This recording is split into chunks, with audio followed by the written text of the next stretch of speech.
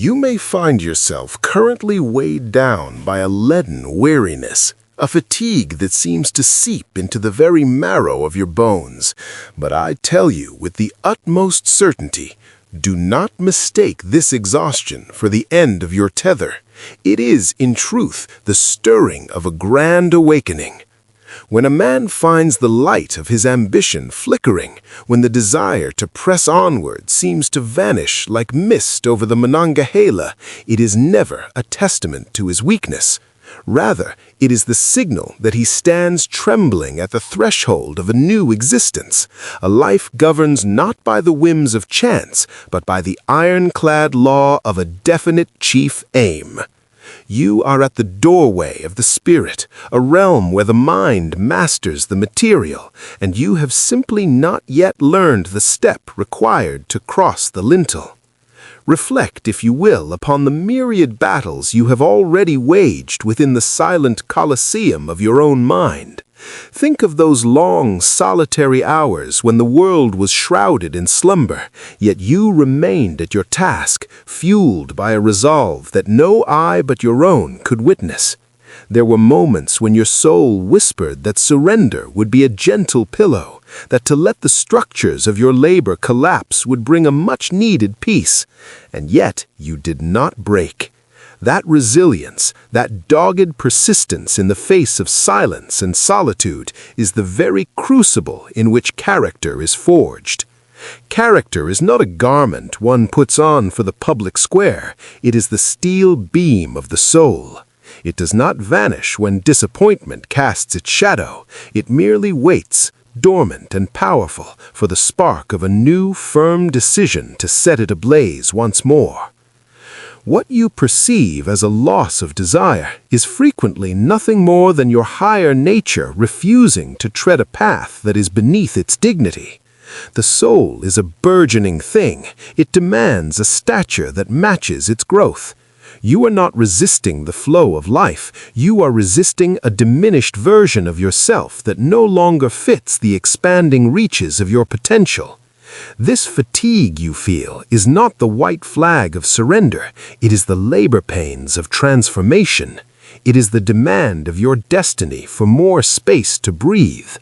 Look back across the years at the promises you whispered to your own heart, not the fleeting fancies of youth, but those sacred, solemn vows. Remember the visions that once stirred your blood, the goals that burned within your mind like the intense heat of a Bessemer converter, a future so vivid it felt as though you could reach out and grasp it. If those visions still possess the power to make your heart race, then I assure you, desire has not perished. It has only been smothered by the dust of temporary discouragement. I charge you to ask yourself, why does the flame feel so faint at this hour? Is it truly because the prize is beyond your reach, or is it because you have hesitated to rise to the height that such a prize demands? A man's energy wanes the moment he loses sight of his port of call, but it returns with the force of a gale the instant he remembers why he first set sail. There is a fundamental truth of our existence that you must internalize. The most formidable figures history has ever produced, men like the immortal Mr. Lincoln, whose character was tempered in the fires of national tragedy, or my esteemed associate, Mr. Rockefeller, all encountered this identical, harrowing hour. It is the hour when the limbs are heavy, the heart wavers, and cold logic suggests a retreat to the valley of mediocrity. Yet destiny stands on the mountain peak, demanding that you continue. What separated these titans from the masses was not a surplus of genius or a stroke of luck, but a magnificent refusal, the absolute, unwavering refusal to collapse simply because the feeling of desire had temporarily departed. Consider how tantalizingly close you may be to the very realization of your hopes. A mind that is clouded by the failures of yesterday is a mind that is blind to the triumphs of tomorrow. I have seen many a man abandon his claim when the earth turned hard and the labor grew bitter, never realizing that one more stroke of the pick, one more hour of disciplined toil would have revealed the vein of gold lying just an inch beneath the surface. I implore you, do not repeat their tragic fate. The great architect of the universe does not test a man at the beginning of his journey, when his enthusiasm is high. He tests him at the very end, mere inches before the breakthrough. This sensation of losing your drive is not a concluding chapter. It is the final application of pressure intended to separate the wheat from the chaff, to elevate those destined for greatness above the common average. If the climb feels steep and your breath is short, it is the surest sign that the summit is near. Pause now and contemplate the gravity of your choices.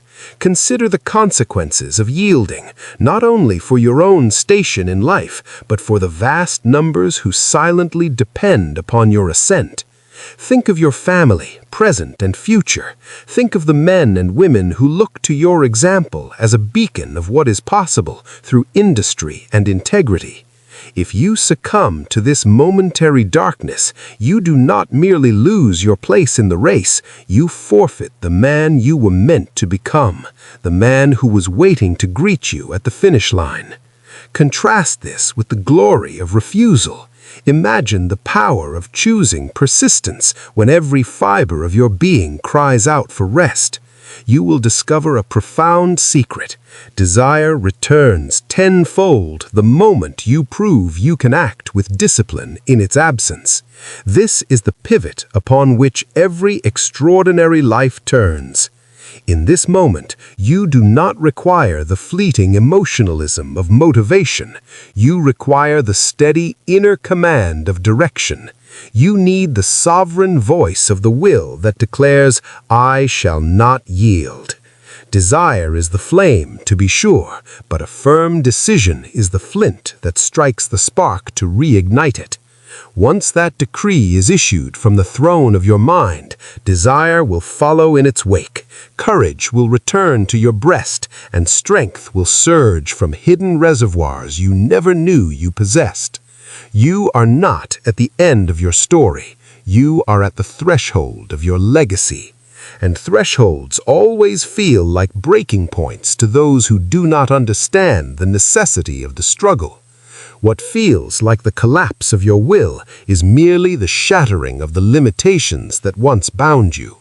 Hold fast, labor on. The man you are becoming is being hammered into shape at this very hour, and no other circumstance could have achieved such a noble result.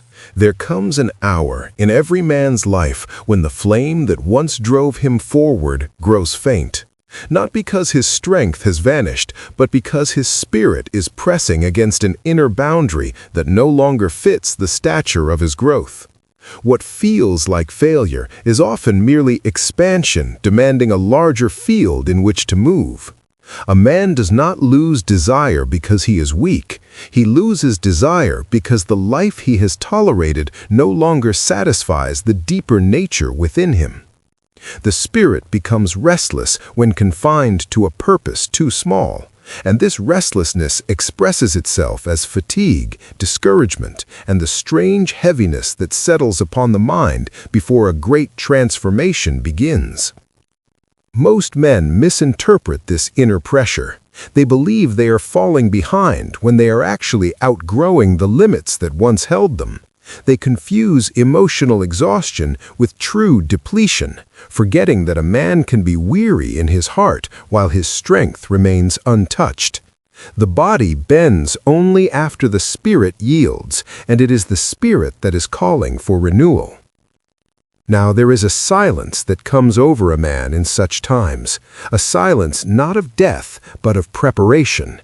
Desire may withdraw into the shadows, but it has not disappeared.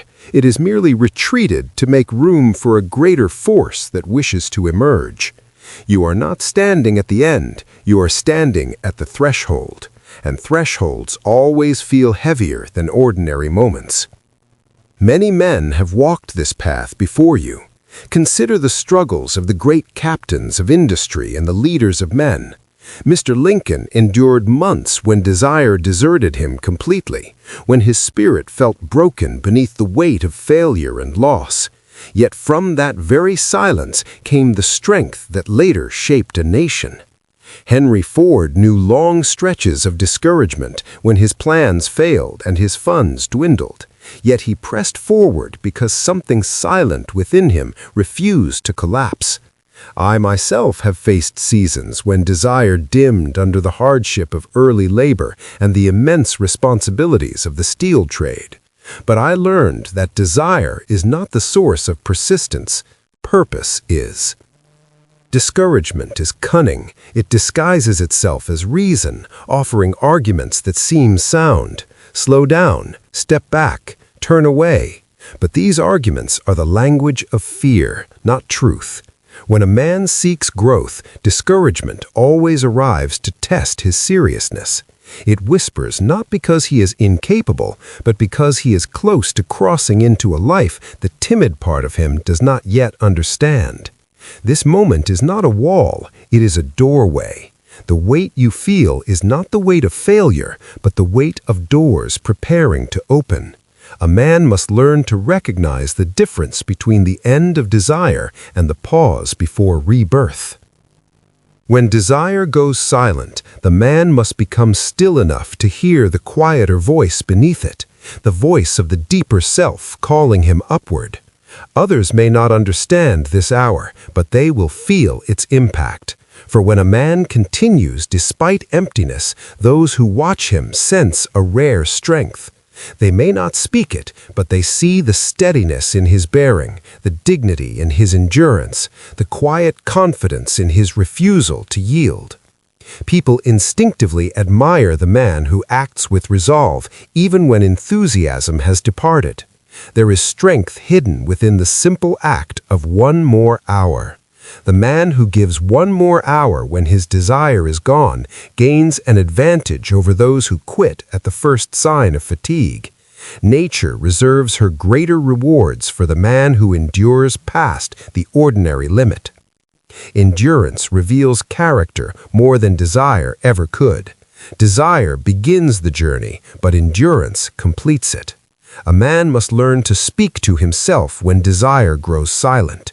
He must declare inwardly, "My spirit is stronger than my mood. My purpose is greater than my discomfort. I continue because I have chosen to continue."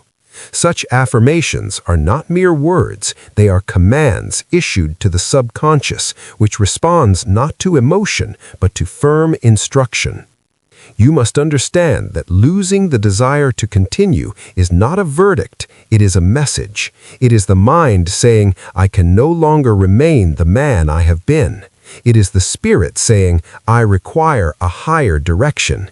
It is life saying, "You have outgrown this stage. Rise." The danger lies not in losing desire, but in assuming that the loss of desire means the loss of destiny. It does not. It never has. The greatest men in history reached this same bending point where the desire to press forward faded, and the only thing that remained was decision. And it was decision, not desire, that carried them into greatness. The mind often confuses emotional fatigue with true depletion. When a man feels discouraged, he believes he cannot continue, yet he rises the next morning and works again. This proves that he has more strength than he realizes. The fatigue he feels is not a lack of power, but a lack of direction. Direction renews power the way fuel renews a flame. Do not mistake the silence of desire for its death. Desire rests at times, the way the sun sinks beneath the horizon before rising again. The spirit withdraws, not to abandon you, but to gather strength for the next ascent. Every man who has ever risen has known these quiet intervals where he felt suspended between what he has been and what he must become. This hour is sacred. Few recognize it, and fewer endure it. But the man who endures it becomes the man others later call extraordinary. Those around you may never know the depth of the battle you fought in silence, but they will see its result in the strength you carry afterward. Discouragement tries to persuade the man to step backward when he's inches from stepping forward. It arrives when the ground is hardest, when progress seems invisible, when the heart feels thin. Yet this timing is never accidental. Discouragement intensifies only when a breakthrough stands near. It is the final test given to the man who is about to rise. You must recognize this test for what it is, a spiritual examination of your resolve. If you retreat, the test returns later in harsher form. If you stand firm, the test dissolves, and new strength rises from the very place where desire once collapsed. This is the law of inner strengthening. The spirit grows larger when the man refuses to diminish. When you continue despite emptiness, others see a steadiness in you that commands respect. They sense that your strength does not depend on moods or excitement. They begin to trust your character more than your words, for endurance is the highest proof a man can offer. Your task now is simple. Stand. Just stand. Continue. Move forward without waiting to feel ready. Move forward without waiting for desire to return. The man who acts without desire builds a strength the ordinary man will never know. The man who depends on desire remains ruled by his emotions. The man who depends on decision gains authority over himself. Desire will return, but only after you have proven that you can continue without it. The Spirit rewards obedience. It rewards steadiness. It rewards endurance. Once you demonstrate that you are governed by purpose, not mood, desire reawakens with greater force than before. Speak to yourself with firmness. My spirit is stronger than my mood. My purpose is greater than my discomfort. I continue because I have chosen to continue. Such affirmations are not mere words, they are commands issued to the subconscious, which responds not to emotion, but to firm instruction. You must understand that losing the desire to continue is not a verdict, it is a message. It is the mind saying, I can no longer remain the man I have been. It is the spirit saying, I require a higher direction. It is life saying, you have outgrown this stage. Rise. The danger lies not in losing desire, but in assuming that the loss of desire means the loss of destiny. It does not. It never has. The greatest men in history reached this same bending point where the desire to press forward faded, and the only thing that remained was decision. And it was decision, not desire, that carried them into greatness. The mind often confuses emotional fatigue with true depletion. When a man feels discouraged, he believes he cannot continue, yet he rises the next morning and works again. This proves that he has more strength than he realizes. The fatigue he feels is not a lack of power, but a lack of direction. Direction renews power the way fuel renews a flame. Do not mistake the silence of desire for its death. Desire rests at times, the way the sun sinks beneath the horizon before rising again. The spirit withdraws, not to abandon you, but to gather strength for the next ascent. Every man who has ever risen has known these quiet intervals where he felt suspended between what he has been and what he must become. This hour is sacred. Few recognize it, and fewer endure it. But the man who endures it becomes the man others later call extraordinary. Those around you may never know the depth of the battle you fought in silence, but they will see its result in the strength you carry afterward. Discouragement tries to persuade the man to step backward when he is inches from stepping forward. It arrives when the ground is hardest, when progress seems invisible, when the heart feels thin. Yet this timing is never accidental. Discouragement intensifies only when a breakthrough stands near. It is the final test given to the man who is about to rise. You must recognize this test for what it is, a spiritual examination of your resolve.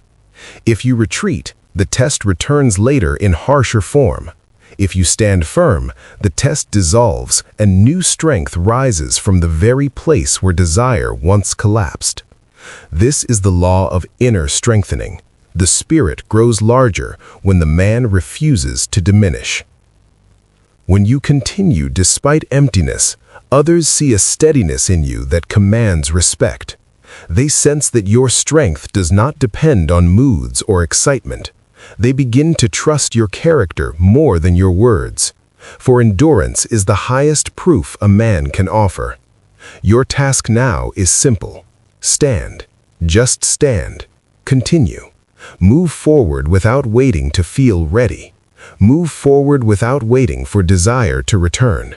The man who acts without desire builds a strength the ordinary man will never know. The man who depends on desire remains ruled by his emotions. The man who depends on decision gains authority over himself. Desire will return, but only after you have proven that you can continue without it. The spirit rewards obedience. It rewards steadiness. It rewards endurance. Once you demonstrate that you are governed by purpose, not mood, desire reawakens with greater force than before. Speak to yourself with firmness. I do not collapse. I do not yield. I do not wait for feeling. I decide, and my spirit obeys. These affirmations are your anchor in this hour. Repeat them until they sink into the very foundation of your being. You are not falling behind. You are rising through a phase that every man must face before reaching the next level of life. You are undergoing the inward stretching required before outward expansion occurs. You are being shaped, strengthened, and prepared. This hour will define you, not because it feels powerful, but because it feels empty, and you continue anyway. That is the moment a man becomes the master of his destiny, and that is the hour you are living in. A man who waits for desire to return before he moves condemns himself to inaction. For desire is a flickering flame, but decision is the spark that lights it. Most men wait for their emotions to push them forward, not realizing that emotions are servants, not masters, and they obey the man who commands them with unwavering purpose. When desire fades, a man believes he has reached the end of his strength, yet he has merely reached the end of his dependence on feeling.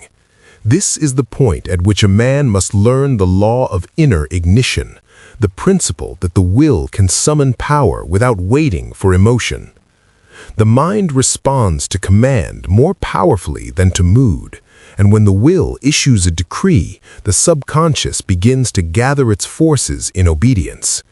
The danger lies in believing that enthusiasm must come first. Enthusiasm is a companion on the path, but it is not the leader. The leader is decision, spoken with authority from the center of your being. When a man decides with firmness, he awakens within himself a spark that grows into a flame. When he hesitates, the spark dies, and he falls back into the shadows of indecision. No man rises until he accepts that he must move before he feels ready. There is a profound difference between the man who waits for enthusiasm and the man who summons it. The man who waits is ruled by circumstance, governed by passing moods, and shaped by the softness of habit. The man who summons enthusiasm becomes the master of his inner world. His strength does not depend on comfort, nor does his progress depend on inspiration. He commands himself to act, and action produces the enthusiasm he once thought he needed beforehand. Desire weakens when a man drifts without direction. When the mind lacks a central aim, it becomes weary from its own wandering. But desire strengthens when it is tied to purpose, and purpose strengthens when it is tied to decision. Therefore, the man who seeks to revive his inner fire must not chase after lost enthusiasm. He must choose a definite course and command himself to move toward it. Direction creates fuel, and fuel gives rise to flame. It is here that many men falter. They believe they must wait for the return of inspiration, when the truth is that inspiration returns only after motion begins. A man cannot think himself into renewal, he must act himself into renewal. The subconscious does not gather strength in stillness, it gathers strength in obedience. Every step taken in defiance of discouragement instructs the subconscious to awaken its reserves, and those reserves are far greater than the man ever imagined. My associate, Mr. Thomas Edison, is a perfect example of this truth. During the countless experiments that failed to yield results, he did not depend on desire to carry him. He depended on decision. His resolve did not waver with each setback, for he understood that the mind must be commanded, not negotiated with. He issued his will with firmness, and the subconscious obeyed that will by producing endurance through thousands of disappointments. It was not desire that kept him going, it was an absolute refusal to stop. Mr. Charles Schwab cultivated boldness in the same manner. He did not wait for confidence to arrive before he stepped forward. He stepped forward and through that action taught his subconscious that boldness was now the standard of his identity. Men around him sensed this inner firmness and they responded to it with trust. Those who observed him believed he possessed some unusual gift, yet the truth was simple. He chose boldness before he felt bold. He commanded courage, and courage arose. Decision is the original source of energy. When a man decides with finality, the mind ceases its inner conflict, and the energy once drained by hesitation becomes available for action. The man who wavers loses strength, but the man who decides becomes strong because he has unified the forces of his spirit. Half of a man's fatigue comes not from labor, but from internal contradiction. Decision removes contradiction and releases power. The process of awakening one's dormant courage begins with a single inward decree. You must speak to yourself with the authority of a commander addressing his troops. Say within yourself, I move whether I feel desire or not. I advance because I have chosen to advance. These words, repeated with firmness, reshape the subconscious. The more often you declare them, the quicker your inner strength awakens. When others observe a man who acts without waiting for mood or motivation, they recognize something rare. They see a man governed by principle, not by emotion. They see a man whose will stands above his circumstances, a man who advances even when ordinary men fall back. Such a man earns respect without seeking it, for his conduct speaks louder than his words. He gains an aura of certainty that others instinctively trust. This is the hour in which you must choose whether you will be ruled by desire or by discipline. The man ruled by desire moves only when the flame is strong. The man ruled by discipline moves even when the flame is weak, and through that movement the flame returns. Discipline is the hammer that shapes identity. Desire comes and goes, but discipline remains. When the mind is trained to obey the will, desire becomes a servant rather than a master. You must understand that desire is a luxury, but decision is a necessity. A man cannot live by desire alone, for desire is fleeting. But a man can live by decision, for decision gives birth to action. Action gives birth to belief, and belief gives birth to desire. This is the cycle of inner ignition. Most men wait for desire to begin the cycle. The wise man begins the cycle through decision. Speak into your own mind. I summon strength. I summon clarity. I summon endurance. These affirmations are not wishful sentences, they are commands. The subconscious does not distinguish between reality and command. It responds to the tone of authority. The tone you use determines the strength you awaken. A weak tone awakens weakness. A strong tone awakens power. The truth you must accept is this: the spark you seek is already within you. It is not lost, it is dormant. It ignites the moment you take action without waiting for feeling. It ignites when you command yourself to rise. It ignites when you choose to continue, even when your heart whispers otherwise. You are not waiting for desire. Desire is waiting for you. You stand now at the gateway of your own renewed strength. If you command yourself to move, the next year will obey your direction. If you wait for desire, you will remain where you are. The choice is simple, but its consequences echo through every day that follows. Act now, decide now, command now. Say within yourself, I am the master of my mind. I am the author of my strength. I act, I advance, I rise. And through these words, spoken with conviction, you will feel the spark of decision grow into the flame of desire once more. Let this be the foundation upon which you build your empire of character, for the man who can command himself can command the world. A man's soul rebels against trivial pursuits. It grows restless and crotchety when unchallenged. It withdraws when confined to duties beneath its potential. When the spirit withdraws, desire fades. This is why the man who has lost his desire to keep going must not merely seek rest or retreat. He must examine the definite chief aim he is serving. If the aim is too small, he must release it. If the aim is not worthy of his strength, he must replace it with something that stirs the blood. The collapse of desire is often the soul's way of demanding a higher mission. You must understand this profound truth. The spirit refuses to devote itself to what does not require its full strength. A goal that asks little of you will give little back to you. A direction that does not require your courage will never awaken your courage.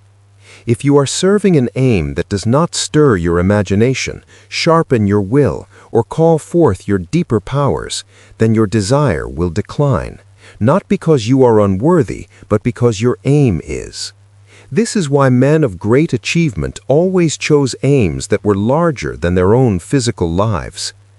In my youth, my resolve took shape when I declared that I would rise above the limitations of my circumstances and devote myself to a mission that demanded the utmost of my ability. That aim was not small, and because it was not small, it made me powerful. The spirit rises to meet the height of the task chosen. My friend Mr. Rockefeller's perseverance was likewise born of purpose. He did not wake each morning wondering whether he felt strong. He woke with the knowledge that he had devoted himself to a purpose that demanded consistency and excellence. His desire did not fluctuate with his emotions because his aim was too great to be influenced by passing moods. Even Mr. Lincoln's enduring strength came from a purpose larger than personal gain. He suffered reversals that would have broken lesser men, yet he continued because his aim called for endurance. His purpose was not about himself, it was about the destiny of a nation and the preservation of a principle. A man who shoulders a large purpose becomes larger because of the burden. If your desire has faded, you must ask yourself, is my aim too small? For the spirit does not tire of greatness, it only tires of mediocrity. It does not grow weary of challenge, it grows weary of stagnation. It does not lose interest in growth, it loses interest in repetition without advancement. The aim you choose for your life must be large enough to awaken your imagination and firm enough to guide your decisions. It must demand something real from you, something difficult and meaningful. A man who chooses an aim too easily reached will soon lose interest in reaching it. But the man who chooses an aim that stretches him becomes renewed by the very pursuit of it. A powerful aim restores energy the moment it is chosen. It brings clarity to the mind, strengthens the will, and revives desire even before the first step is taken. When a man ties himself to a great direction, his steps become lighter and his mind becomes sharper. The aim itself becomes the engine of his advancement. But a man cannot form this aim thoughtlessly. He must form it with seriousness and inner honesty. He must ask himself not what will impress the crowd, but what will make him worthy in his own eyes. He must choose a direction that resonates with the deeper part of his nature, the part that knows he was created for more than merely drifting through life. Search your own thought and discover the aim that stirs your spirit, not the one that merely promises comfort. The path you choose should demand the fullest expression of your abilities. It should demand discipline, constant improvement, and faith. A small aim weakens a man because it allows him to remain small. A great aim strengthens him because it forces him to grow. Once you have chosen a greater aim, you will notice that desire, which once seemed dead, begins to rise again. It rises because it has something to attach itself to. Desire is a flame, and a powerful aim is the oil that sustains it. Without a worthy aim, desire flickers and dies. With one, it becomes a controlled fire capable of enduring any storm. When a man aligns himself with a greater aim, discouragement loses its influence. The obstacles that once disheartened him now act as stepping stones. The delays that once frustrated him now act as instructors. The doubts that once weakened him now sharpen his resolve. The man becomes fortified because the aim he serves is fortifying. There is a spiritual magnetism created by a clear and powerful aim. The world begins to rearrange itself around a man of purpose. Opportunities are drawn to him, allies seek him out, and even his adversaries respect the steadiness of his direction. A man who walks with purpose walks with power. Moreover, others begin to admire the man who lives by direction rather than reaction. They see in him something firm and grounded. They sense that he is not governed by his moods, but by his intentions. They watch him advance step by step and wonder how he continues despite the weight. They attribute this to luck, never realizing it is the fruit of having a worthy aim. A man of purpose stands apart because he carries an internal compass that cannot be shaken. He knows where he is going, and because he knows, he does not need the constant encouragement of others. His direction gives him all the strength he requires. Even the greatest aim must be repeated to the mind until it becomes a living force. Repetition breathes life into purpose and engraves direction into the subconscious. This transforms a chosen aim into a commanding aim. Say within yourself each morning, "My purpose is clear. My path is chosen. My aim guides my thought, my actions, and my life." Speak it until you believe it until you act it until you embody it. Every man of great wealth and character repeated his aim to himself with such consistency that his mind became incapable of betraying it. Their aims became part of their identity, and identity governs conduct far more effectively than emotion ever could. You must also understand that a great aim does not require you to feel ready. It requires only that you be willing to advance, willing to withstand discouragement, and willing to hold to your direction even when your desire wavers. Desire is the reward of alignment. When you align your life with a purpose worthy of your spirit, desire returns as a steady undercurrent of conviction. Conviction is a far stronger force than enthusiasm. When you choose your aim, let it be one that reflects the man you intend to become. Let it be an aim that demands courage, discipline, and the highest within you. For a man's aim is not merely a target, it is a mirror. It shows him who he is and who he must become. You cannot choose an aim beneath your ability. It will not hold your attention or summon your strength. but choose an aim that calls you upward, and you will feel your energy rise to meet it. You have not lost desire, you have simply outgrown your old aim. Purpose dies only when it is too small for the man carrying it. Choose a new, greater, worthy aim, and you shall find your strength renewed. There comes a decisive hour in every man's life when he must confront the most cunning adversary he will ever encounter. Not a rival in trade, nor a lack of capital, but the quiet, creeping force of discouragement.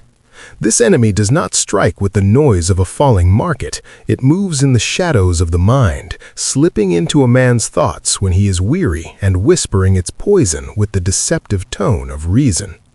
Unless a man understands the spiritual law behind this visitation, discouragement can undo in a single day what years of patient industry have built. You must realize that discouragement is not a sign that you are unfit for your definite chief aim. In truth, it is often the opposite. It is a sign that you are nearing a point where your old identity must fall away to make room for the new. Discouragement intensifies as the breakthrough approaches. It pushes hardest when destiny stands closest. It is the final examination of the soul before it is permitted to cross the threshold into a larger life. The moments before a great accomplishment often feel like the darkest, heaviest hours of all, because the man is standing between the life he has lived and the one he is becoming. The adversary of discouragement works by exploiting the weakness of memory. It reminds you of every past mistake, every youthful folly, and every moment when your credit or your courage faltered. It repeats these scenes until you begin to doubt not your strength, but your very right to succeed. It whispers that progress is too slow, that others have passed you by, and that the empire of business is a fortress you lack the keys to enter. But these whispers are the language of fear, not of fact. They come most often in the evening hours when energy fades, or in the gray light of a morning when the spirit feels thin. You must learn to recognize this voice as an impostor and silence it before it gains the power of habit. This invisible war is fought on the battlefield of the mind. The old self seeks the safety of the known, while the other self, that higher nature within you, demands the expansion of your powers. When you feel the weight of this struggle, realize that you are not losing your way, you are shedding a skin. You are discarding beliefs and limitations that no longer serve the man you are meant to be. The resistance you feel is a spiritual rite of passage. No man can rise to handle great wealth or great responsibility without proving he can remain steady when his emotions betray him. Consider the life of Mr. Lincoln. His darkest nights of the soul came immediately before his greatest transformations. His failures and disappointments did not come to break his spirit, but to temper it, as steel is tempered in the forge. He endured a discouragement so profound that lesser men would have retreated to the safety of obscurity. Yet he rose, and because he rose through that silence, he possessed the iron steadiness required to guide a nation through its greatest trial. Discouragement is a universal instructor. It teaches a man to stand firm when the ground beneath him shakes. It teaches him to trust the law of increasing returns, even when the immediate harvest seems invisible. Most importantly, it teaches him to rely on his own character rather than the fickle winds of public favor or personal enthusiasm. There are specific methods to overpower this enemy. The first is to anchor the mind to a single, unshakable direction. Discouragement thrives in the midst of uncertainty, but it cannot breathe in the atmosphere of a clear and burning purpose. The second is movement. Inaction is the fuel of doubt, while action is its antidote. Even the smallest step toward your goal, the writing of a single letter, the refinement of a single process, the saving of a single dollar, disrupts the inner fog and restores the light of reason. The third is the practice of remembrance. You must keep a mental ledger of your past victories. Recall the times you persisted when others doubted you, the times you rose after a fall, and the moments when your industry turned a looming defeat into a triumph. This ledger reminds you that the strength that served you then is still within you now. The fourth method is the use of the master key, which is the absolute control of your own mental attitude. You must speak to yourself with the authority of a commander. Say within yourself, I am the master of my thoughts. My purpose is greater than this temporary mood. My spirit stands firm, though the world may waver. These are not mere words, they are decrees that the subconscious mind must obey. Once you regain your inner certainty, discouragement loses its footing and disappears like a ghost at sunrise. As you persist through these hours of trial, you begin to acquire a quality that the world finds extraordinary. Others cannot see the battle you fight in the privacy of your heart, but they see the results in your bearing. They admire the steadiness of your step and the quiet dignity of your endurance. A man who endures discouragement without collapsing earns a level of self-respect that no amount of gold can purchase. He learns the greatest lesson of all, that he can trust himself. He discovers his reservoir of endurance is deeper than he ever imagined. Do not be deceived into thinking that the great men of this world have escaped these hours of darkness. We have all stood where you stand. We have all felt the urge to cast aside our burdens and seek the peace of surrender. But we knew that the greatest growth comes in the moments when giving in feels easiest. Growth does not come through the ease of the counting house or the comfort of the parlor. It comes through the strain of the struggle. When you refuse to surrender your direction to the voice of doubt, you are being elevated. You are being tested for the responsibilities of greatness. If you retreat now, the test will only return later in a harsher form. But if you stand your ground, the resistance will dissolve, and you will find that you have gained a new kind of power, the power of a man who knows he cannot be broken. You stand now at the last gate between yourself and the life you have long desired. Hold firm. The gate is preparing to open. Desire, as I have seen in the many young men who have entered the offices of the steelworks, is a welcome companion when it is present, but it is undependable. It is like the surface water of a stream, rising with the spring rains of triumph, but fading into a trickle during the summer droughts of difficulty. Discipline, however, is the deep, steady current of the river. Where desire flickers like a poorly tended lamp, discipline burns with the steady glow of a blast furnace. Where desire hesitates at the first sign of a falling market, discipline pushes forward. And where desire collapses entirely under the weight of a long day, discipline keeps the man upright until the flame returns. A man must understand that progress in the empire of business does not belong to the merely inspired, it belongs to the consistent. The man who moves in small, methodical steps each day will surely surpass the man who waits for sudden bursts of passion. 1 hour of disciplined, concentrated effort outweighs a week of unfocused enthusiasm. You cannot build a great life nor a great fortune on the unstable foundation of a passing mood. You must build it on the solid stone of deliberate action, action carried out even when the spirit whispers of weariness and the task seems thankless. The law of forward motion is one of the most overlooked truths in human advancement. Once a man begins moving toward his definite chief aim, the mind adjusts itself to support that movement. Once a man begins acting, the subconscious mind rallies its forces behind his direction. Once a man takes even the smallest step, his inner resistance weakens. Motion produces power. Inactivity increases doubt. The man who understands this law uses it to restore his strength whenever discouragement attempts to place its heavy hand upon him. Small advances carry within them a mysterious and potent power. They rebuild the self-confidence that is so essential to success. They dissolve the hesitation that ruins credit. They remind the man that he is still the master of his own faculties, that he is not defeated, and that he still possesses command over his destiny. A single act of honest labor, even a minor one, can restore a man's dignity when he has nearly lost it. The spirit responds favorably to movement, for it was created not for the idleness of the submerged tenth, but for the advancement of the race. When desire falters, discipline must step forward as the guardian of your success. It must hold you steady through the hours when your mind is uncooperative and your heart is heavy. Discipline is not a punishment, though the indolent may view it as such. It is protection.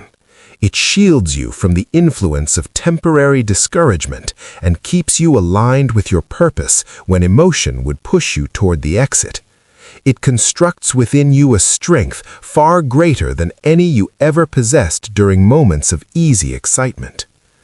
I have observed this truth in the lives of the great captains of industry. Mr. Edison did not depend on desire to carry him through 10,000 failed attempts at the electric lamp. Had he waited for inspiration, the world might still be lit by candles. What carried him forward was discipline, the consistent, methodical action that refused to yield to disappointment. He advanced inch by inch, refining, adjusting, and persisting. It was not desire that produced the light. It was the stubborn discipline of a man who refused to stop. Mr. Ford likewise built his great works through incremental improvements. His breakthroughs were not the result of sudden luck, but of daily refinement. Each day he tested, adjusted, and improved his designs. His discipline carved a path through the wilderness of skepticism. He moved steadily toward his aim because he treated each day as a stepping stone, not as a final destination. The world calls it genius, but those of us who knew the struggle know it was discipline in disguise. Daily progress changes a man's identity. Each act of discipline reinforces the belief that you are capable of directing your own life. Each fulfilled task whispers to the subconscious, "I am a man who acts." Gradually, this belief becomes unshakable. A man no longer doubts his ability. He no longer questions his strength. He has proven to himself, through the law of habit, that he can be trusted with his own future. Others feel a deep respect for the man who persists in silence. They may not understand the full extent of his inner battle, but they sense his steadiness. They see him continuing when others would stop. They see him acting when others hesitate. Such a man commands admiration because discipline shines more brightly than raw talent. It reveals the inner steel of the spirit. There is a profound connection between ordered habits and revived desire. When a man's life is scattered and his efforts are divided, his desire weakens because the spirit feels the burden of disorder. Chaos exhausts the mind. But when habits are ordered toward a single purpose, the mind rests in its labor. It moves with clarity. A well-ordered day becomes the fertile ground where enthusiasm can take root once more. Even the simplest routines, kept faithfully, restore the spirit's confidence. Steady action forms a spiritual strength that cannot be obtained in any other way. A man who trains himself to move when he does not feel like moving becomes dangerous to failure. He is no longer a slave to impulse. He is governed by intention. He no longer needs the crutch of motivation, for he has learned the master key of self-discipline. This strength is rare, for most men remain slaves to their moods, but the man who conquers his moods will surely conquer his fate. You must now learn to speak to yourself with the authority of a commander. Say within yourself, "I advance because I choose to advance. I act because action strengthens me. I move forward even when desire sleeps." These are the seeds of discipline planted in the soil of the subconscious. Repeated daily, they form the roots that will hold you steady through the storms of doubt. There is no weakness in acting without enthusiasm. The weakness lies in waiting for enthusiasm before you act. The man who acts in the absence of desire becomes a true master of himself. He understands that motion creates its own energy, that action awakens its own desire, and that commitment produces its own confidence. The world cannot defeat such a man, for he does not rely on the world to move him. He moves himself. You must understand that no man becomes strong by surrendering to his feelings. He becomes strong by elevating his purpose above his mood. A disciplined man is free, for he is not chained to circumstance. A man ruled by mood is enslaved, for his actions depend on forces outside his control. Discipline places the reins of your life back into your own hands. There will be moments when discipline feels heavy, but remember, these are signs of growth. When a man lifts a weight just beyond his comfort, he feels the strain, but that strain is what builds the muscle. The same is true for the character. Discipline stretches the man, and in stretching him, prepares him for the greater success that lies ahead. When discipline becomes your daily companion, desire will return, stronger, clearer, and deeper than before. It returns because you have proven yourself worthy of it. In this hour, choose to embrace discipline as the vessel that will carry you through the valleys and up the mountains of your next year. Let it be the structure that holds your vision aloft and the quiet power that supports your greatest ambitions. Say within yourself, I act steadily, I advance daily, my discipline shapes my destiny. Repeat this until it is carved into your very being, for the man of discipline cannot be defeated, not by fatigue, not by discouragement, and not by the loss of desire. There comes a final crowning moment in every man's journey when he must learn the most vital lesson of all, the difference between rest and retreat. Rest is the pause that strengthens the spirit. Retreat is the surrender that weakens the character. When weariness presses heavily upon the mind, the line between the two becomes blurred, and a man risks mistaking a temporary fatigue for a permanent defeat. But I say to you, the man who learns to rise after weariness, without shame and without hesitation, discovers a power that separates him from the multitude who remain forever bound by their own discouragement. Weariness is not a sign that you have reached your limits. It is a sign that you have stretched beyond the old boundaries of comfort. The spirit becomes weary not because it is failing, but because it is expanding. Growth demands exertion, and exertion produces fatigue, but that fatigue is merely the midpoint of your transformation. Many men collapse at this threshold, believing their lack of desire is a verdict of failure.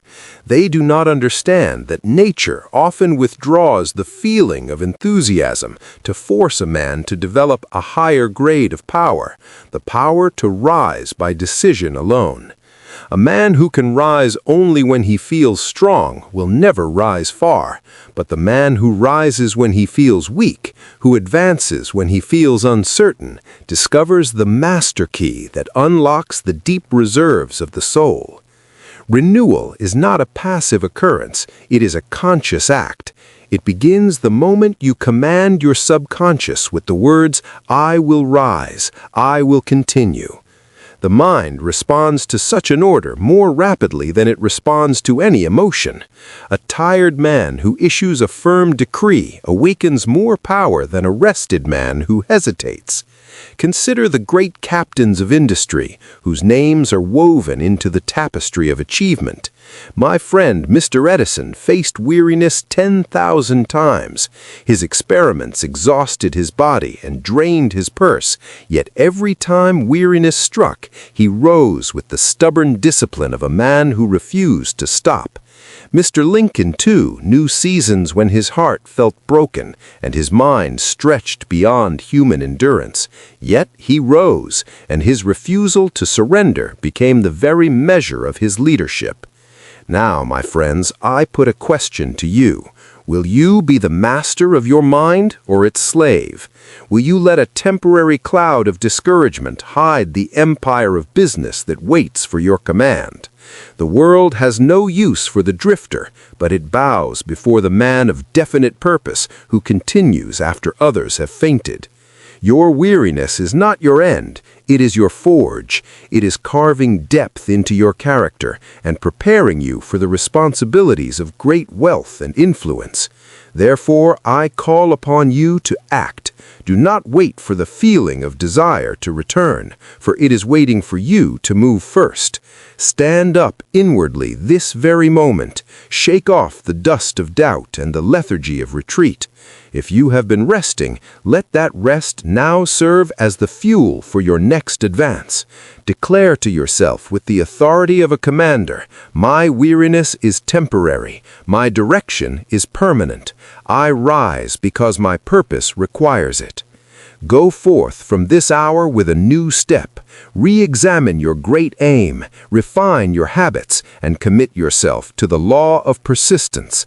The summit is nearer than you think, and the reward for those who finish the journey is not merely gold, but the discovery of a self that cannot be broken. Rise, move forward, and claim the destiny that only the brave and the industrious may inhabit. The door is open. Walk through it.